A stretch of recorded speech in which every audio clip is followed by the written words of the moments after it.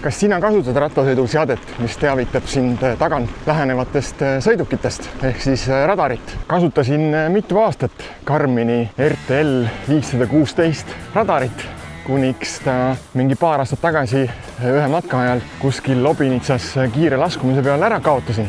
Suutsin aga radariga nii ära harjuda, et mingi aeg, kui ma siis pärast seda kaotamist ilma radarita sõitsin, siis tundus nagu midagi oleks puudu. Sel aastal olen aga kuidagi eriti hakanud ehmuma tagant lähenevate autode peale. Mõtlesin ja vaagisin pikalt, lõpuks otsustasin radarist jäänud tühja koha uuesti täita. Vaatasin erinevaid mudeleid, küll Garmineit ja Trekki ja kõike mida veel, aga ei olnud ühtegi sellist, mis mulle nii sobiks. Kuniks eelmise kuuni, kui Wahoo kuulutas välja oma uue radari, tundsin end kohe intrigeerituna. Esimesed testid ja andmed ja review'd olid äärmiselt positiivsed ja otsustasin, et see on see mudel, mida ma nüüd soovin proovida ja soetada. Ja sobivalt mai alguses jõudiski ta lõpuks lettidele ja müüki. Võtsin otsuse vastu, tellisin ära ja oh imet, jõudis nüüd ka sel nädalal kohale kenasti ja hetkel siis testingi. Kõige olulisem featuur minu jaoks on aku eluiga kuni 10 tundi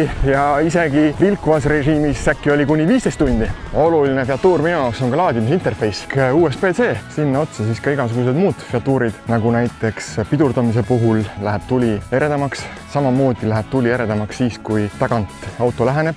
Muidu on siuke aku säästurežiimis ja loomulikult ühildub ka siis minu Garmini rattakompuutriga või head unitiga ja läheb ilusti esitulega koos tööle vastavas režiimis. Lisaks on kaasas adapterid 3 erinevat tüüpi sadula posti jaoks, nii ümarpost, aeropost kui ka siis teekujuline.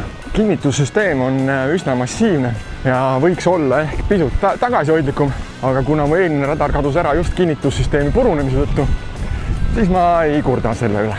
Esimesed 66 kilomeetrit kasutatud, tuvastas kõik autod, andis ühe vale positiivse. Ma ei saanudki lõpuks aru, mille peale ta selle andis. Pikem kasutamine kindlasti annab selgema ülevaate, aga esimene mulje on positiivne.